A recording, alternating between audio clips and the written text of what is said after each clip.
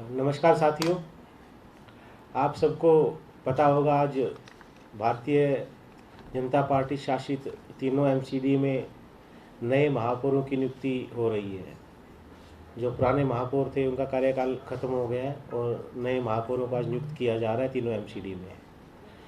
पिछले 15 साल से भारतीय जनता पार्टी का शासन है। हर साल ये अपना नेतृत्व चेंज करते हैं, नया मेयर लेकर आते हैं, लेकिन 15 साल से इनकी कार्यशैली में कोई फर्क नहीं पड़ा। कार्यशैली वही है, नेतृत्व बदलता रहा हर साल, लेकिन कार्यशैली वही है। अगर फर्क पड़ा है तो सिर्फ इनके भ्रष्टाचार की स्पीड में, जो हर साल बढ़ता ही चला जाता है। जैसे नया चेहरा लेके आते हैं और भ्रष्टाचार बढ़ता चला जाता है। और आज अगर पिछले 15 साल की भारतीय जनता पार्टी की अगर उपलब्धि की बात करें कि 15 साल में एमसीडी की अगर कोई उपलब्धि है, तो मुझे ऐसा लगता है इनकी एक ही उपलब्धि है कि दिल्ली के तीनों कोने पर इन्होंने जो कूड़े के पहाड़ बना दिए, एकमात्र इनकी यही उपलब्धि है। इसके अलावा आप दिल्ली की जनता में के बीच जाकर बात करोगे तो एमसीडी को मोस्ट करप्ट डिपार्टमेंट कहते हैं।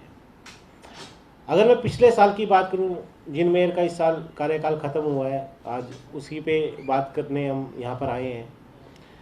तो पिछला साल एमसीडी के बाकी सालों से मुझे लगता है भ्रष्टाचार के मामले में सबसे अव्वल रहा। भ्रष्टाचार के नए नए मामले आए, चाहे मामला हो भलसवा लैंडफिल साइट पर कूड़े के साफ करने में भ्रष्टाचार का, जहाँ पर 17 लाख की जो मशीन आती है उसका 6 लाख रुपए महीना किराया दिया गया।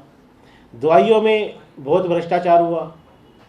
पूरी साल बच्चे अपनी किताबों के लिए तरसते रहे, उनको किताबें नहीं मिली। जो mid day meal dry ration उनको मिलना चाहिए था वो नहीं मिला। क्यों? क्योंकि भारतीय जनता पार्टी का नेतृत्व सिर्फ और सिर्फ भ्रष्टाचार में लगा रहा। खेल इन्होंने क्या किया, एक तरफ दिल्ली की जनता पर टैक्स का नया बोझ डाला, ट्रेड लाइसेंस फीस बढ़ा दी, फैक्ट्री लाइसेंस फीस बढ़ा दी, हाउस टैक्स बढ़ा दिया। दिल्ली की जनता को लूटने का कोई भी मौका इन्होंने नहीं छोड़ा। और दूसरी तरफ पार्किंग वालों के पार्किंग माफियाओं के और विज्ञापन माफियाओं के करोड़ों रुपए माफ कर दिए। अब उसके पीछे आप समझ सकते हैं कितना बड़ा इन्होंने घोटाला किया होगा, कितना इन्होंने कमीशन खाया होगा। तो अगर मैं बात करूं तो पूरी किताब एक लिख सकते हैं इनके भ्रष्टाचार पे। तो जो पिछला साल रहा सिर्फ और सिर्फ भ्रष्टाचार इन्होंने किया। आज नॉर्थ एमसीडी की नौबत ये आ गई है कि कोर्ट को उनको ये कहना पड़ रहा है कि आप अपनी संपत्तियों के कागज हमारे यहाँ पे अपनी डिटेल विवरण हमें को दो, हम उसको बेचकर कर्मचारियों की सैलरी और पेंशन देंगे।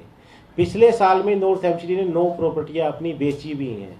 मतलब हालात ये आ गए कि जो इनके पास था वो तो इन्होंने लूट लिया, अब एमसीडी की प्रॉपर्टियों को बेचकर अपनी जेब भर रहे हैं।